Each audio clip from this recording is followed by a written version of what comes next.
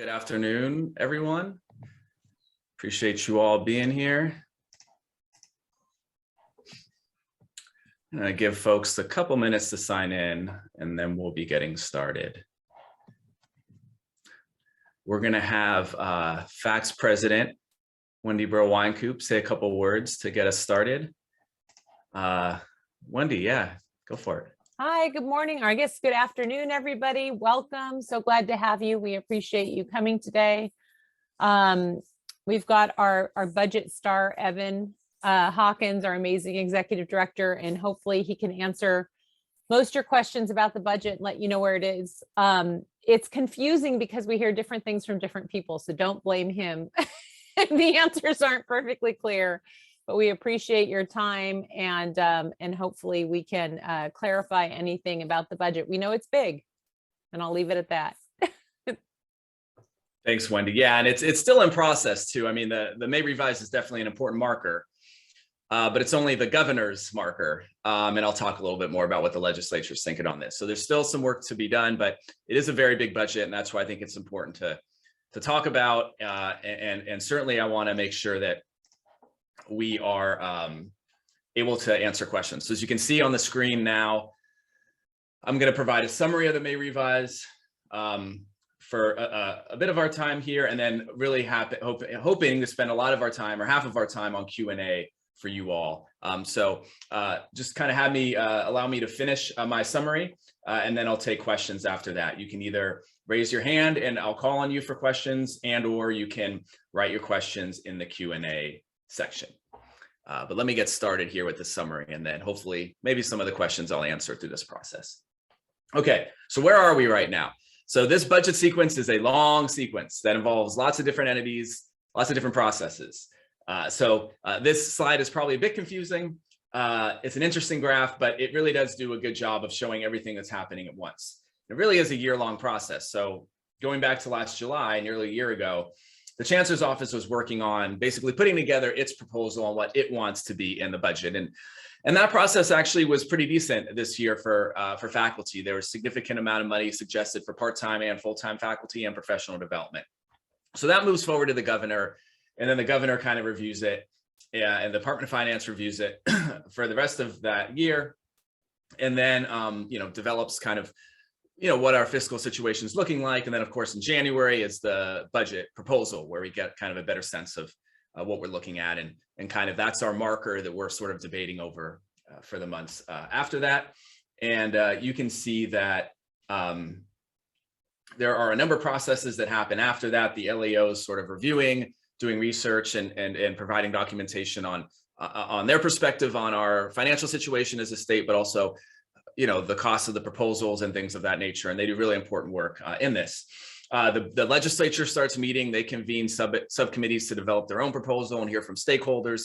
So it's a really important process and something we spend a lot of time engaging on. We also are spending time meeting separately, doing lobbying during that time as well, to ensure that we are getting our perspectives out there, and hopefully included in the budget, right, when it's all said and done. So all that has happened. Now here we are in May. May revise has come out, and now the legislature is also working on its responses to it.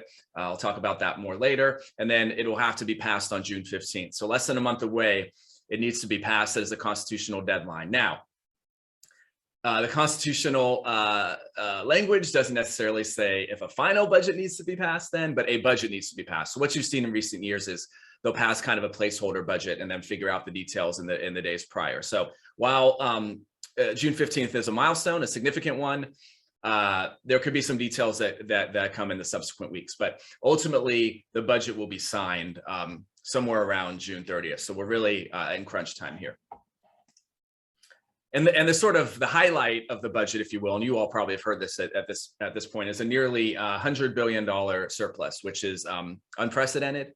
Obviously a significant amount of money. Now you might be asking, how did we get here? Well, as many of you know, we have a progressive tax structure here in the state, meaning folks at the top end of the income threshold pay a larger percentage. And those folks at the top end of the income threshold have been doing quite well the last year. And that has really allowed us to get into this place. Now, not all of that is is discretionary. Some of that automatically goes into certain pots of money, the rainy day fund, for example. Of course, we benefit a bit from that being within Prop 98.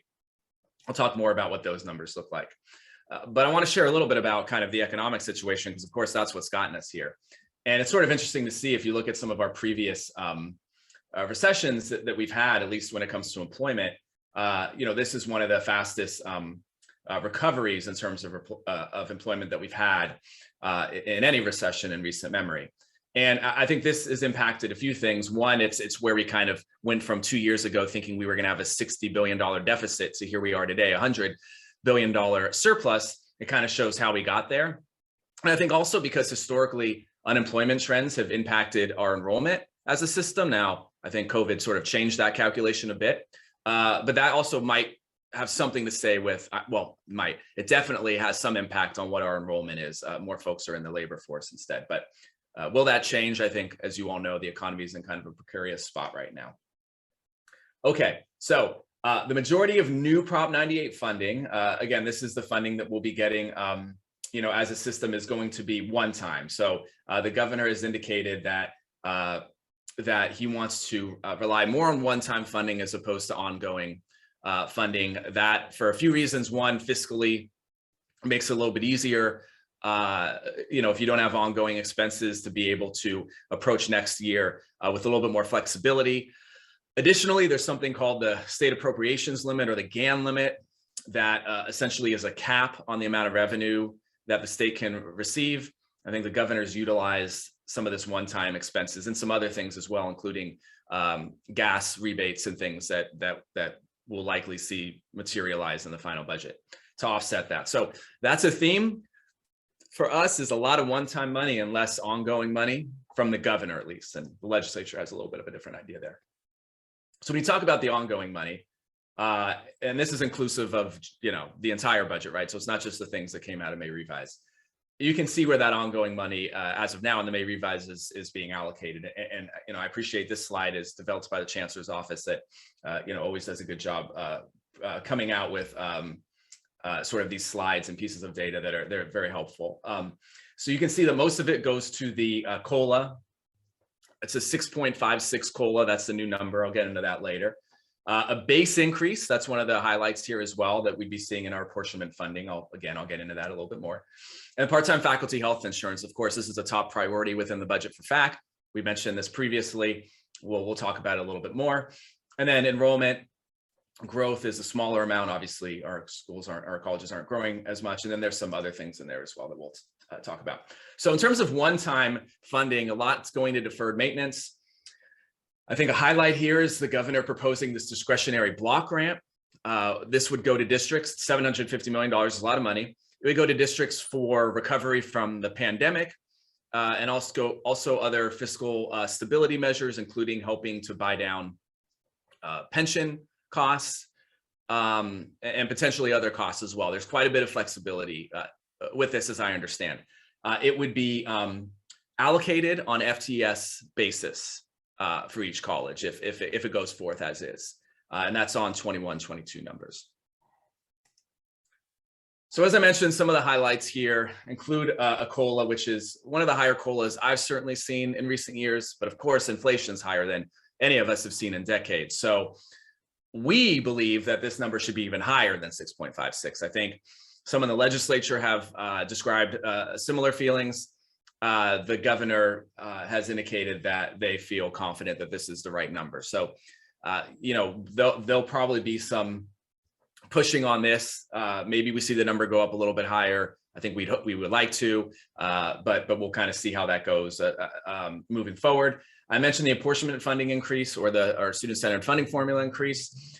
So within that, 250 goes to the allocation. So basically that increases the rates for each of the allocations. Of course, 70% is base enrollment funding, 20% is supplemental, which is supposed to provide colleges that serve more low-income students with more resources. Of course, it doesn't actually do that because the metrics are screwed up, but and then success allocations, which of course is the performance-based piece. So that's how he has it proposed, is 250, which basically boosts the rates for all of those. Another 125 would go to the basic allocation, which is included in the base allocation. And it's essentially a basic funding level, just to be able to, like a base level to keep the colleges afloat. And this number is going to be a lot higher, which means that the base allocation will increase at a larger rate than the other allocations will, as far as I understand it within this proposal. However, if you're in a hold harmless district, this may not matter at all. Your rates might go up for the funding formula, but you still might not actually reach the funding formula because your district may be so far below it. So that may not impact you. The basic allocation, it remains to be seen. I'm a little bit unclear whether or not that would be additional funding for hold harmless districts, or it would still just go into the regular allocations, and your district may not get out of hold harmless, just depending on where those numbers are. Having said all of that, the Legislative Analyst Office is running simulations to determine if this proposal went in or a different proposal went in, how many districts would be out of hold harmless, which I appreciate this research is being done. As many of you know, when the funding formula was created, none of these simulations, none of this was ever done, which kind of led to the problems that we're in now. So at least there will be some of that being done. There needs to be more, but some of that being done, giving us a good idea of where certain districts will be at. And once we see that information, we'll be absolutely sure to share that with all of you so you can kind of see where your districts would fall. But I suspect some of you probably have a good idea already. The Legislative Analyst Office believes that 50 more districts will get off of hold harmless with this proposal. Wendy mentioned this yesterday during Consultation Council, and I agree. I'm a little bit suspect of that. That seems like a big number, considering all the districts right now, except for one, I think, are on hold harmless. The governor sees this as being the way of getting, and I think the legislative analyst as well, thinks of this as being an effective tool of getting more districts off hold harmless and into the funding formula by basically just providing more money. And certainly I think it will help. Obviously, none of us wants to turn down more apportionment funding, but it doesn't mean the funding formula is fixed. I think that's going to be a challenge for our organization and others, is to be able to say, yes, we need more funding. We've always needed more per student funding. It's clear. However, there are still many problems here that make this funding formula inequitable. So our work will continue on that, but at the same time, we will be advocating to get as much money towards our system as possible. The part-time faculty healthcare, you all know this one, $200 million. At this point, the money's going to be there for sure. So we're super confident on the money actually being there, which is great. I mean, this is a lot of money. The challenge is figuring out how it's going to work in practice, what the implementation is going to be. And there's different perspectives on what that looks like. If there's no changes to the implementation as it stands now, because this is an existing item within the budget, basically your district would get a 50-50 match to do healthcare. So they would get 50% of whatever the healthcare costs would be for part-time faculty, but they would have to put up the other 50%. And we believe that not a lot of districts would do that. So we're trying to find ways to mitigate that by allowing the state to pay more, so the split's different, and or ensure that incentivize that the state will provide more money if there's a certain level of quality to the healthcare plan, right? The healthcare plan has to be at a certain level for the state to be able to provide that, to get, or for districts to get additional money from the state. Those sort of things we're working on now. We're working on the details to get some sort of language within this to ensure that this money actually does get to part-time faculty healthcare at the end of the day, right? So that's going to be a big challenge. I know we've got a lot of, we've heard a lot of feedback from our members on that, and we're working on it. Not only FAC, but all the faculty groups are working really hard on that. So hopefully we'll end up with something good there. If not, we can always work on it in the future. So, as long as the money's there, and again, we're confident that'll occur. Pensions, there is some additional funding to STRS, which is helpful. And also some of the block grant funding could potentially go to pensions. I mentioned that earlier. So I think that's something we've advocated for as well. I think when you have additional money to sort of offset some of those pension costs now will be, I think, particularly helpful for everybody, particularly helpful for our unions at the bargaining table as well. Certainly the employer or the district contribution percentage is supposed to go up. So this kind of helps offset that a bit. So I mentioned the funding formula earlier in terms of the allocation and the funding rates going up. So this gives you a good chart of what that looks like. And so you've seen the increase on each of these would go up about 10% or so, which is certainly significant. But again, what that actually means in practice for your district depends on, how your district is doing on these different allocations. And of course, as we know, the allocations are based off of metrics that don't really make a lot of sense. I'll just put it that way. So again, still lots of work to do here, but you have, hopefully this gives you a little bit of an idea of kind of what the funding rates are going to look like. Some other highlights I wanted to share: the Chancellor's Office. There's funding for new positions for the Chancellor's Office over the years. And you all know this because you all have felt it at your colleges. We call it initiative fatigue. The state has put forth so many new policies year after year, policy after policy. And while most of that work falls on your shoulders, there is additional work that does fall on the shoulders of the Chancellor's Office in regards to reporting, requirements, collecting data, things of that nature.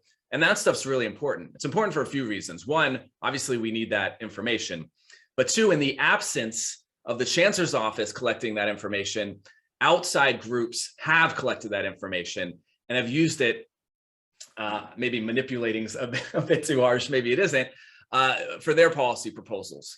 So while certainly, the Chancellor's Office may use data in a certain way as well, we feel more comfortable in being able to get access to it than, say, some other organizations just doing all the research exclusively on their own and becoming sort of the de facto research wing of our community colleges, which we believe is totally inappropriate. So I just share that to say that, the Chancellor's Office getting additional positions, I think would have some benefit.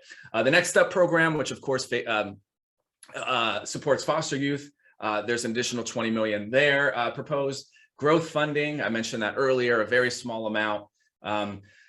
The student-centered funding formula technical adjustments. So some of you with an eagle eye, and I know we have one person in general here with an eagle eye that asked me to touch on this, will notice that you'll actually see a significant cut to the funding formula within the budget. You'll see this subtraction of a little over $300 million. The reason why is just there's been additional revenue that's offset this.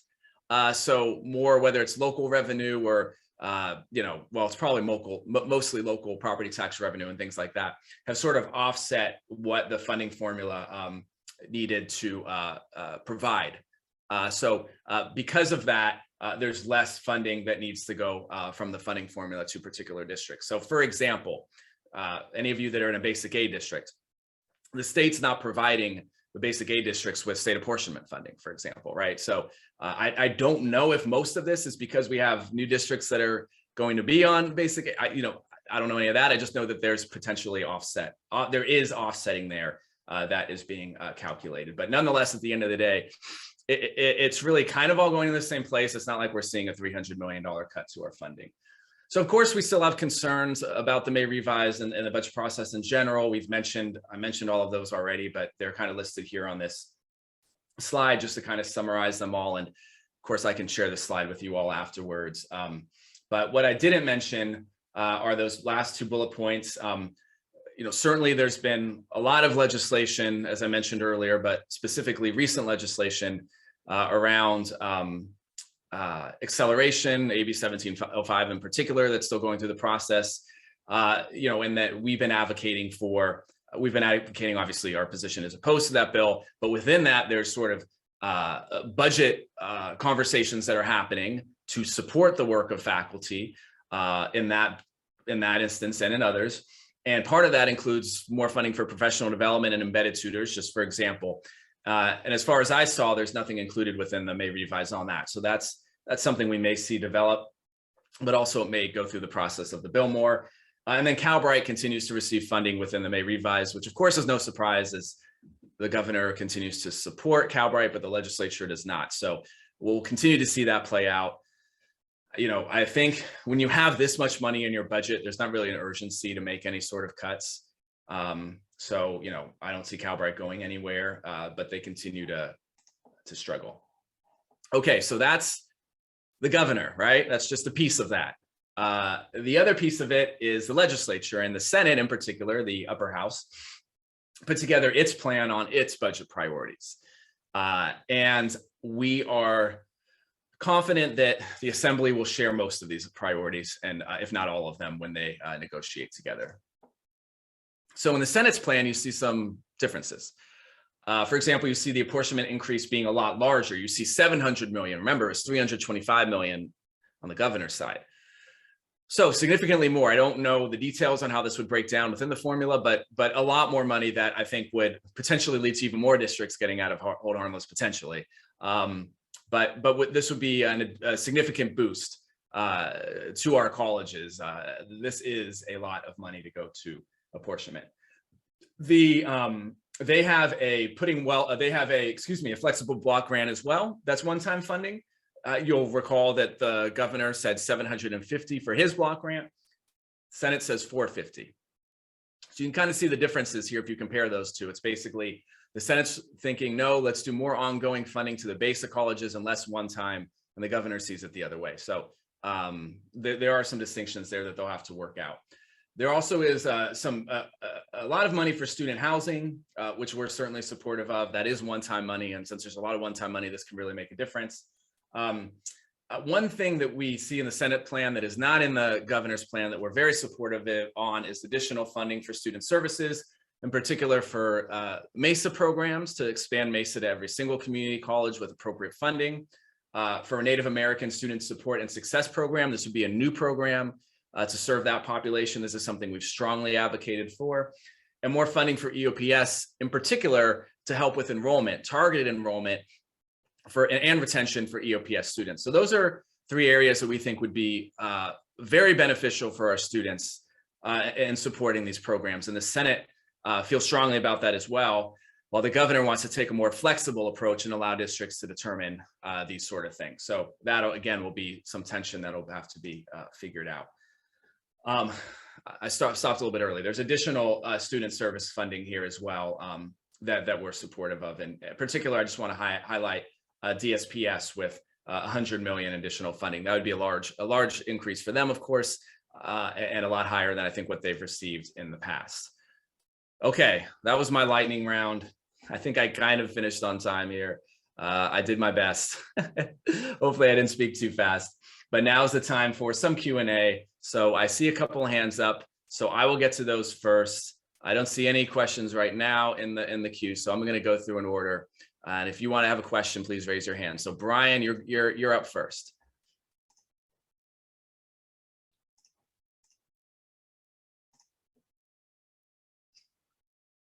Brian, are you there? I think you might need to unmute.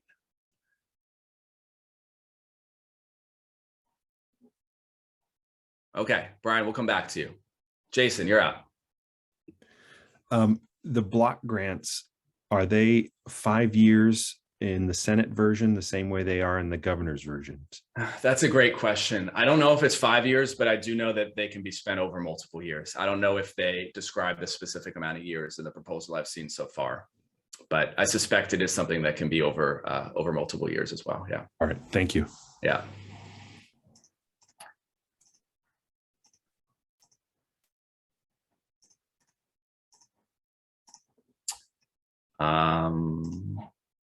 Any other questions? Remember, you have the Q&A there as well. If there are any other questions, I do have one more slide. There is a question in the Q&A. Oh, there is. Okay, let me get to that one first. What is FACCC's position on adding more bachelor's degrees programs? Why is there no funding from the Chancellor's Office related to this? And do you anticipate funding in the future? Yeah, so there was a bill last year, the year prior, that we supported that did increase the amount of bachelor programs at our community colleges. I believe the funding for that was in last year's budget. And that's why you don't see it here, because there's no proposals to go beyond what was determined last year. So that is something that I think has kind of already been addressed in the funding. I would love to hear from you if you think that the funding is not sufficient enough and there needs to be more. That's certainly something we can add to our feedback to the legislature, but that's not something we've heard so far. But I think this conversation will be ongoing. I think there is desires from some to expand the 4-year degrees we offer beyond what we currently offer. So this is kind of an ongoing issue. And Stephen, we'd love for you to be sort of engaged with us on this. And we'd love to get your feedback on how we can work on bachelor's degrees moving forward. Okay, so I'm going to go to the other two in the chat, and then I'm going to go to the folks raising their hand. Leslie Simon says, my district already pays for healthcare, part-time faculty healthcare benefits. Can we assume that we will get 50% of those costs paid by the state? Yes. Yeah, that's how it's supposed to work. So that, I think, opens up some benefits for those districts that have been doing the right thing. They should be getting some additional dollars now that they're allowed to. Now, maybe they'll want to use those additional dollars to expand healthcare even further to more people if that's necessary, or make the healthcare better, things of that nature. But your district will receive 50%, where they definitely have not been currently. So thanks, Leslie, for that. Jason, any hope to change the district state split for the part-time healthcare funding? 50-50 sucks. Yeah, 50-50 is not ideal. Here's the problem is the Department of Finance and the LAO feel that there's not enough data to really understand how much money needs to go, how much money is necessary to cover all part-time faculty. So without knowing that number, they don't know what the split should be. They don't want to oversubscribe this. So they're basically saying, like, let's give it a year and collect the data, and then we can adjust that. We don't believe that's the right approach. We believe that there is enough money to be able to do this. So we're going to be advocating for changing the split to something much higher, or no split at all, and the state pays 100%. So that's something we're engaged in with our faculty colleagues, particularly CFT's done a lot of good work on this. And we'll be partnering with them on trying to fix that, the split there. Okay, I know another question came into the Q&A, but we do have a couple folks with their hands up. So let me get to them. And the first one is Dave Fouquet, you're up. Oh, this thing comes up. Do I want to join as a panelist? Yes, you're official now. Okay, all right. Oh, we lost you. David, you there? Oh, David, I think you're on mute now. Hang on. There we go. We got you. There you go. Okay. Highly experimental. So the folks, I had a couple questions here, but also a remark, because a question about how the spending of the block grants, and there's also that deferred maintenance money in there too. Mm-hmm. And so when I was talking to some of the district folks, they were being told, and I'm not sure which was which, but I think it was that it had to be encumbered in 3 years and spent in 5. Okay. I think that was, or maybe that came from the chancellors or the CCCO webinar yesterday. That could have come. Okay.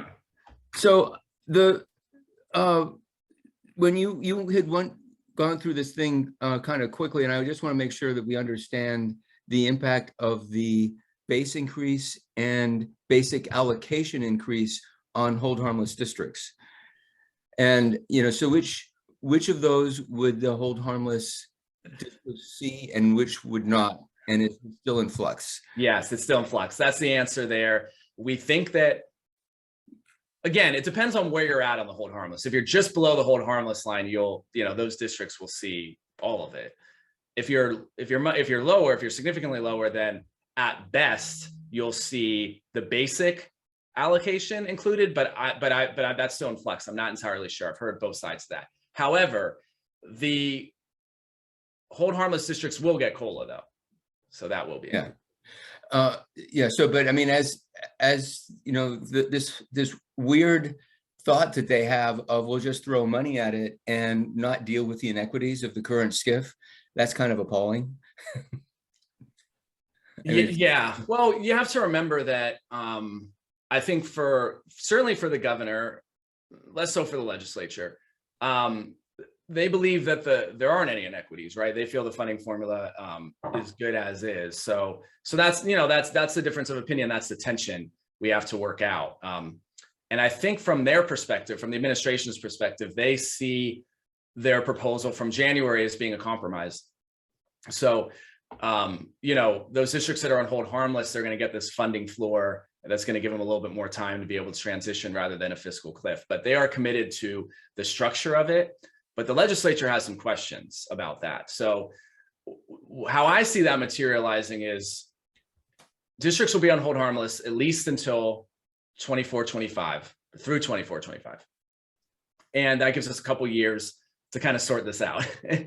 So I think that's where everybody's at right now. So there'll be lots of work to do on that. We'll see how that kind of plays out. But there are differences of opinions on the structure of the funding formula. Now, I will say, from what I'm hearing, it seems like over the last couple of years, there's been more and more districts and advocates within those districts who are souring on the funding formula, even those that maybe supported it before.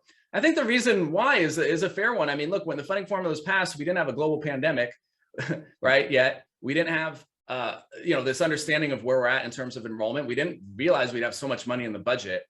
I think this allows us to maybe think of things a little bit differently. So I hope that's what we decide to do. Our work will continue, and certainly I know you'll be involved in that, Dave. Yeah, higher apportionment for credit FGS, that would help. Well, and honestly, that might work if the money's there. We're already starting to kind of talk about that. I don't think that's going to happen in this budget cycle over the next few weeks, but that could be a long-term option possibly.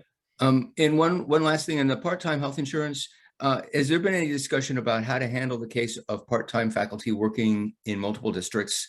Because that's they're going to gravitate maybe to which district gives them the best plan, and that means then that's going to cause some reluctance for districts to offer, and especially if it's only reimbursed at 50 cents on the dollar, that's a really strong disincentive for districts to do anything with this money. Yeah, so that's why so that's a hard question, Dave. As of right now, it's kind of like, well, the part-timers can choose whichever one they want, which could potentially lead to what you talked about, and maybe one district being oversubscribed and not having the money there. Even if it isn't 50 cents on the dollar, even if it's the whole dollar, they still potentially could be oversubscribed if that district is doing the right thing, for example, and putting in additional money on top of that, therefore having better healthcare, which again, this is all hypothetical.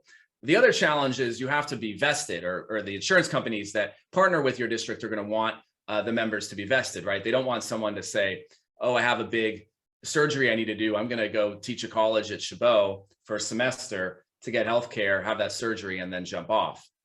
Now, is that going to happen? Again, it's all hypothetical. So how do you get vested if you don't know how long you're going to be teaching at that college as a part-time faculty member? You don't know if you have a class. You have no idea if you're going to be able to get vested, even if you're doing your best. There's so much to work out here that needs to be worked out. There's no doubt about it.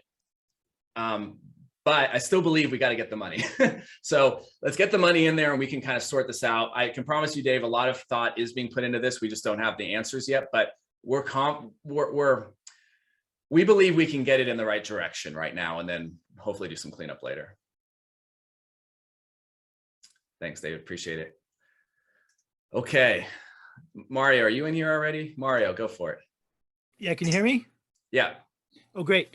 So yeah, my question also is about the healthcare money for part-time faculty members, because I do hear a lot of people that this is just scuttlebutt, that a lot of districts, like you say, don't want to pay that first half. But for like our district, we already pay 100%. So is that 250 million already in the ongoing? So if people don't collect it, would that mean we could get more? Kind of like how growth used to be like 10 years ago, the additional money, if people didn't take it, they weren't able to grow, then they'd go back and they'd take the money off the table and go to districts that were growing still at a higher rate. Or is it just going to be like, we can only get our 50% and that's it? And if so, then what happens to the rest of the money? Okay, so additionally, would have some money. I obviously don't know yet, but I'm saying, what do you think? So here's what I think will happen. I kind of answered this a little bit early. I believe that, say your district pays 100% right now. Theoretically, what it could do is it would get 50% back because it's already paying 100%, right? So that's theoretically what I feel. My understanding is that could happen, right? So then you would get that additional money. Now, what if you wanted to do more? I don't know the answer to that question. No, I'm saying, what if the other districts don't spend the money? And so, then it'll get spread out to the other districts, because it's just a pot of money that can be used. So yeah, it would get spread out to other districts. Now, if at the end of the day, there's still money sitting in there because it hasn't been spent, it'll still just be sitting in there, as far as I understand it, for right. That's how it is right now. So it would just be, the money would just stay in there, in that pot. Oh, but so there's no chance though Santa Monica like getting even more paid for it, since we're already paying for it, because it's every single year 250 million. Well, it's 200 million. And again, I'm not entirely, I'm not entirely clear because say if Santa Monica said, you know what, okay, we're paying 100% now, but what we want to do is we want even better healthcare that costs more. And we want, so our expense is going to be even higher than it is now. Can we tap into additional money beyond that 50% that we'd be entitled to if we just kept things static as it is now? I don't know the answer to that, but I would suspect that they could. I suspect that they could, get additional money on top of it. But I don't know if they can just say like, all right, we pay 100%, let's get, the additional amount. I mean, I guess they could get the additional amount and then they could do whatever they wanted with it as well. I don't know, Mario, as you can see, I'm thinking aloud here because there's so many different hypotheticals that could happen. But point being is a district like yours should be in a really good spot, I guess is what I can say in terms of being able to get additional funding out of this. Thanks, Evan. Yeah, sorry, I can be more specific on that. And again, when the final budget's signed, there should be some trailer bill language around this that makes it a little bit clear. Again, you can look at how the current categorical is done, because worst case scenario will just be putting 200 million in this pot that already exists with only like $400,000 in it, which of course would be not great. But again, it's just essentially a matching program. I think that's the easiest way to describe it. So if it's a matching program, I think your district would know kind of how to respond, and then the match just has to be correct. Now, keep in mind, pardon me, there's about 33 districts that offer no sort of part-time faculty healthcare. There's many others, they do offer it, but it's insignificant. It's like a $75 stipend or something like that. So it really does vary. And I think for all of you on this Zoom right now, it's not just going to be us passing it up here in Sacramento. It's going to be your unions locally being able to leverage it to be able to get it done locally as well. So there's always that second component. So, we want to try to make the circumstances as good as possible for you all locally to be able to bargain this into your district, your contracts in the way that works best for your part-time faculty. All right, so I see a few more questions here in the chat I want to get to. So Francis, why aren't we putting money towards mentoring relationships between faculty and students? Yeah, I mean, this is a good point. I think, some of this could go into some of the professional development conversations as well. We know that, when students have more access to faculty, right, whether it's office hours, mentorship, those sort of things, that is beneficial for student success. So certainly we see that being a wise investment, something we'll continue to advocate for, but unfortunately really hasn't been part of the conversation thus far. And Orneet, I see your hands raised. I'm just trying to do my best to go in order of who asked their question first. Could the FAC please step in and take over an enrollee board of trustees? Yes, Debbie, I hear you. I will say, our FAC PAC is always interested in helping get faculty-friendly trustee members elected to boards. So feel free to reach out if you've got some races coming up. Of course, this is an election year, so some of your folks might be up. So feel free to reach out to us and see if maybe there's some work we can do trying to make some progress there. Because of course, that is huge piece of this work, right? There's only, having 72 different districts, there's only so much we can do in Sacramento. Again, like I said earlier, we're trying to create the circumstances and the environment where you all can be as effective as possible locally, but that still requires a lot of things to happen locally. And we want to try to be supportive there where we can. What is happening in relation to districts who are not on home harness, but on emergency conditions? Yeah, great point, Iris. So here's how Department of Finance sees this. They feel that the additional money that's going to apportionment, so keep in mind that's, as a reminder, that 250 million plus 125 million, they feel like that will suffice. So any districts that are on emergency conditions, basically that additional money will make up the difference. So they won't have to, they won't be taking any cuts because of that. At least that's my understanding. Having said that, the emergency conditions is determined by the Community College Board of Governors, not by the legislature. So since they make that call, they haven't, as far as I understand, haven't made a determination yet on if they want to do that. So these kind of two things are happening at the same time, but at two different processes. So we'll see. I'm not entirely sure what's going to happen with emergency conditions, but that is a conversation, and I know a lot of districts really are pushing on that. But if this additional apportionment money goes through, then you will be seeing additional dollars as well, which can hopefully offset that. So again, that's their perspective on that. Okay, so I know more questions have come in, and I will get to those, but I want to get to Ornette first. So Ornette, are you in here? Yes, I am. And thank you for taking my, question and putting me in queue. I would like to, may I change the subject a little bit? Yesterday, I attended the State Chancellors Office webinar on the budget. And I also read his summary. Well, not his, I mean, all those, I mean, the system partners, the way they called it, the summary that he sent out. And I believe that there is funding for full-time hiring for this budget year. Am I correct? In the current budget year we're in, yes, there is. Yeah. No, for the 22-23. Oh no, there's there's no additional funding for full-time faculty within the. For some reason, I saw them like 100,000. I could be wrong, but let me go back and look at his summary. I thought I saw it. And if I may ask, in terms of the healthcare, I know we had a long discussion there, and it just came from, the CFT campaign group as well. Okay,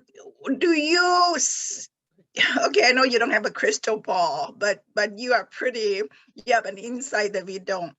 Where do you see this? Do you see this being something that will be earmarked? Because I already heard that managers would like to have the flexibility of using that money the way they see fit, and it's earmarked, isn't it?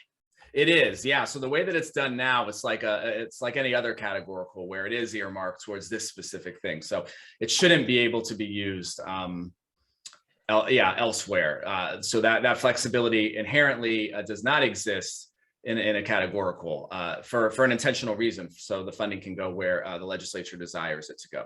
Having said that, this may be answering the question in a way that's more than what you bargained for. Having said that, look, I mean, I think a recession is probably on the horizon. What that could mean is budget cuts in the future. And what that could mean is this money being potentially at risk for flexibility in the future. So I think that's always something to keep in mind. But again, I don't have a crystal ball, and I don't know what that would mean. But of course, we're always going to have to be advocating on behalf of protecting our funding. But as it stands now, it is earmarked in the language you use to go towards part-time faculty healthcare only. Thank you. Yes, you are welcome. Okay, got some more in the Q&A here. Brian Green, do we have an idea on how the new student housing money would be distributed? Will it simply build on the previous allocated money? Could colleges who haven't participated do so? Okay. All right, Brian. So I'll be honest, this isn't exactly my expertise. I haven't dived in this as much as I probably should have. My understanding, and I'll kind of take your questions in reverse. My understanding is yes, colleges who haven't participated can do so with this additional money. I'm very confident about that. I'm not exactly sure how it's allocated. And also, the way that it's proposed to be allocated now might be different than how it ends up. And I want to use an example. Community colleges, obviously, we serve the most amount of students out of any of the other higher education segments. So therefore, I think we would make the argument that we should see a large amount of that money, right? Just to meet that need, that student housing need, right? So that's something we've advocated for. I think everyone in our system has. And I think that's ultimately where we're going to try to end up. So we'll see what it looks like in the final numbers. With housing, there's so many intricacies and different things that are outside of my level of expertise, to be honest with you. Others would probably be better equipped to speak to that. I think from our perspective, we think there's a significant need here, and it's something that should be funded and is a great use of one-time funding. I know at this very moment, there are only a handful of districts that do offer student housing, right? So the community college I went to, for example, Sierra College, they had student housing. So, I do believe that a college like that this could benefit them as well. So to answer your last question, I think it goes both ways. I think the idea here is to be able to expand it as much as possible. Now, who gets that money, right? How much money they get, things like that, I think still need to be sorted out. So sorry, Brian, I can't be more helpful there. When the final budget's signed, I can be a little bit more clear on kind of what that's going to look like. Okay. All right, I don't see any other questions. And by the way, I want to make sure to hit that out. Some of you aren't seeing these questions unless let's see, co-Wolverines, absolutely. Absolutely. Normally capital construction does not come from operational dollars. Is this student housing a bad precedent? I don't think it comes from operational dollars, Leslie. It's a separate, totally separate pot of money that's outside of educational funding. It's totally outside of that. I don't even think it's in the it's not even listed, I don't think, in the higher ed portion of the May revise. I could be wrong, but yeah, this is outside of money that could be spent on education. So I don't have those concerns. Okay, so I'm going to finish up my slide here, talk about next steps. So we have action alerts on the budget. Oh, David, do you have a question? I can get to you first. My question is, at the Chancellor Office's webinar yesterday, they spent an awful lot of time trying to gin up advocacy for AB 1746, I think, which is Pell Grant reform. And I'm just wondering, do you see any traction on that in either the governor's office or the legislature? Definitely in the legislature. Absolutely. The problem is, I think the governor has some different perspectives on how financial aid should be done. And that's been a point of tension amongst the system, because our organization supports that bill strongly, as does almost everybody, as I understand it, in the community colleges, but the governor has a different approach to how he wants to handle financial aid for reasons that, I don't fully understand, to be honest. But what I will say is that there is a lot of support for the bill. I do believe there'll be traction in the legislature. I think that when we have a budget that has as much money as this budget does, this is a window that we don't often get. Yeah. To be able to really make substantial changes to our financial aid system, which we know disadvantages our students. So we hope that this large budget will allow for that to change. But and I know the legislature really is going to make this a priority. So we'll see. That's one of the few things that I'm really interested to see how that plays out. It's going to be a big push. So I'd say for any of you all that are, interested in that, certainly, in addition to all the things I mentioned earlier in the webinar, that's something else to ask your legislators to support as well. And you think that might have an impact on the supplemental allocation because that's based on financial aid points? Yeah, it's a good question. I'm not sure, but you would think that it would, but that's, we'll see how it plays out first. Absolutely. Okay.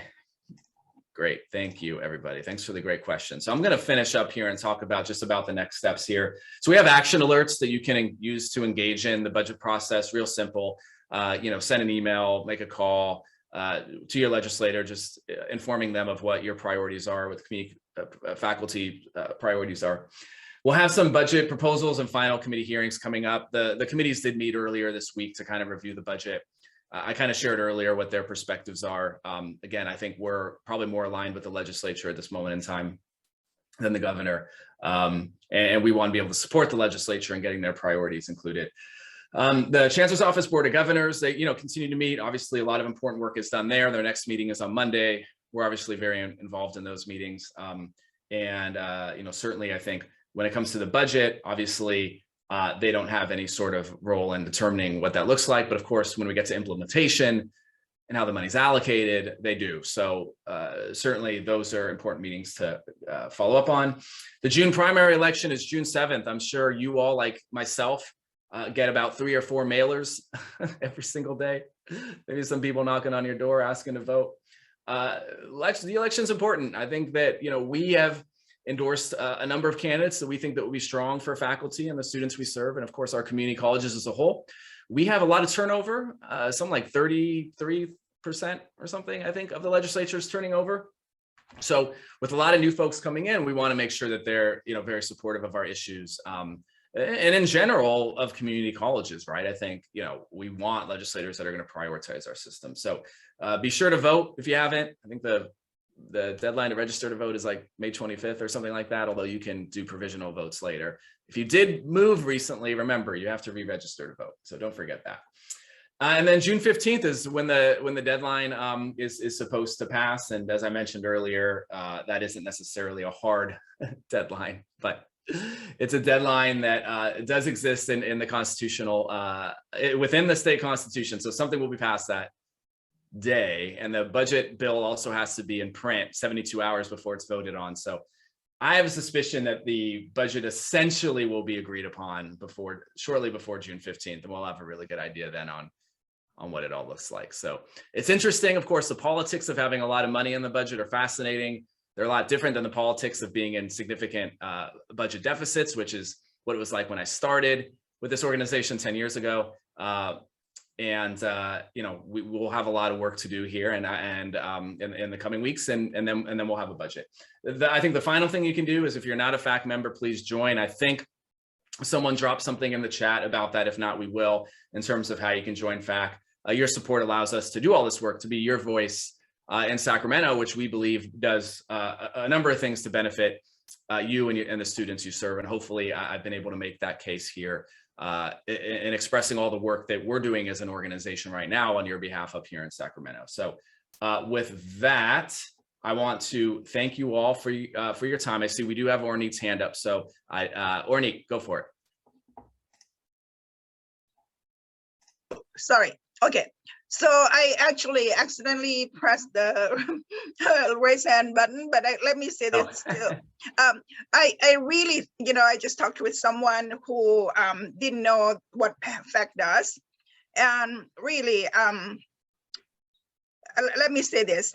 My union is affiliated with CFT, and it's great. But let's remember, FAC is the only organization that in California that advocates solely for community colleges. We don't have to share the resources with K-12 people, which is a huge group.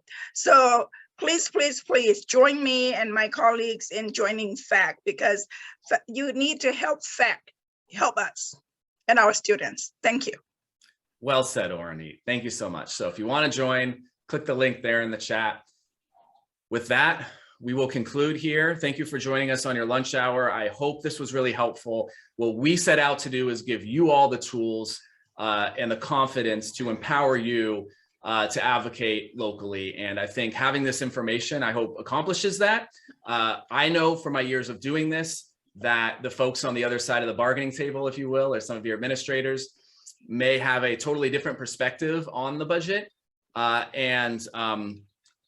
I think it's really important that we share our perspective that I think could really help you get better outcomes locally within your colleges. So if at any point a question comes up, so you hear something from your district leaders that's totally different than what I said, feel free to reach out. I can hopefully help clarify it or help explain where they're wrong and we're right, those sort of things. So with that, we will be wrapping up. And again, have a good rest of your day and a great weekend, everybody. Stay tuned.